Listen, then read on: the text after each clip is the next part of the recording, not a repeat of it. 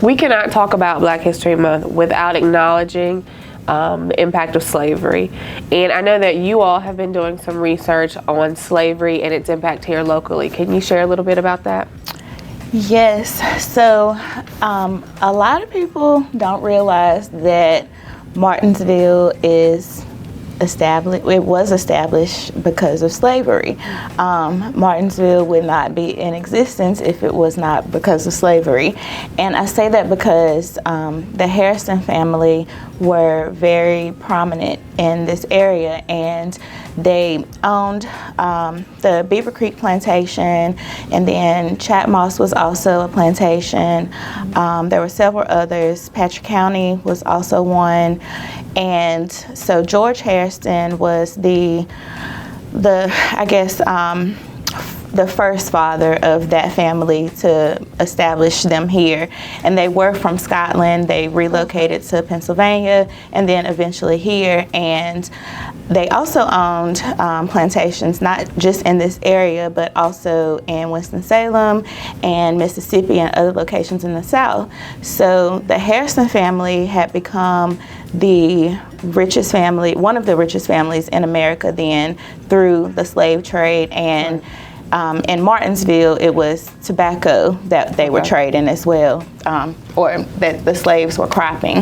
And so just knowing that, you know, they became one of the richest families in the entire country and were located in Martinsville through the slave trade, you know, that kind of explains that Martinsville was pretty much built in slavery. And they also, General Joseph Martin, who was the man that Martinsville is named after, he was married into the Hairston family, and so, you know, there's another connection as well through slave ownership and just slavery playing an important role in Martinsville being established.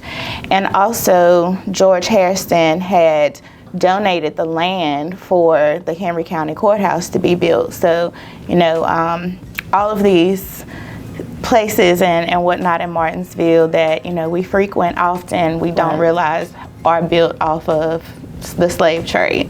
Right. But I think it's important that we all understand history and understand how it can still impact not just African Americans, but communities as a whole today. Knowing the establishment of the places that we visit and just the way that we handle day-to-day situations, how we maneuver through life, all of that, at the end of the day, is rooted from slavery and just things that we were taught from the generation before us and what they were taught from before. And of course, some things change over time, and, you know, things get better. These conversations get a little bit easier than they were before, but it's still very impactful and to our, not just our community, but, you know, to everyone, because of course people would love to just not have to talk about slavery, but even though slavery ended hundreds of years ago, racism did not. It's still going on today, and it wasn't, you know, there's generations still alive today who experience segregation. So to ignore the impact that slavery has on today's culture is ignoring, you know, the problem altogether, and the problem is rooted in slavery. And that has created not just racism, but also, you know, systemic divide through classism and other methods put in place to just keep us divided. And I think it's very important to know the history, as painful as it may be on both ends, because it does create more room for understanding and to gain more knowledge of why people are the way that they are. And I think without having that knowledge and understanding, then it's always going to be some type of dissonance between communities. So, you know, of course, it would be nice and rosy to just not talk about not racism, but not talk about slavery, pretend that it was a thing of the past. None of us are slave owners, so it doesn't matter today. But it does matter today, because when you think about it, these places that our ancestors built like even within this community, and helped, establish.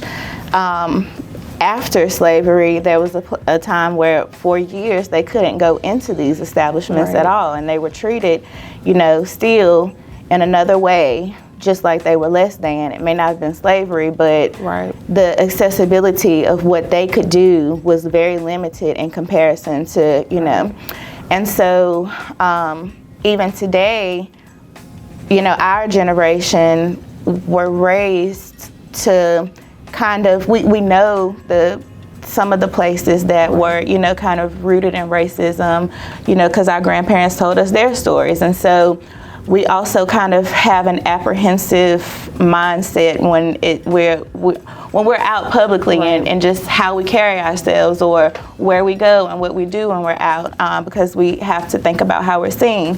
And it's just constant things that are just passed down. And I think until we actually can have these conversations across the board, then it's always going to remain a problem. So we can't just act like slavery just didn't happen, because it's still playing a major role in the way society is today. Right. And it's in those uncomfortable moments where we all grow together and hopefully at the end of the day can heal together. Yeah, and I think we can't take it personally when, we're talking about, when facts are facts. So when you're talking about the history, it makes it a little harder to, deny or take things personally, or just ignore the situation. But the facts are there, and I think the more we spread awareness and bring attention to the reality of not just here but the world, then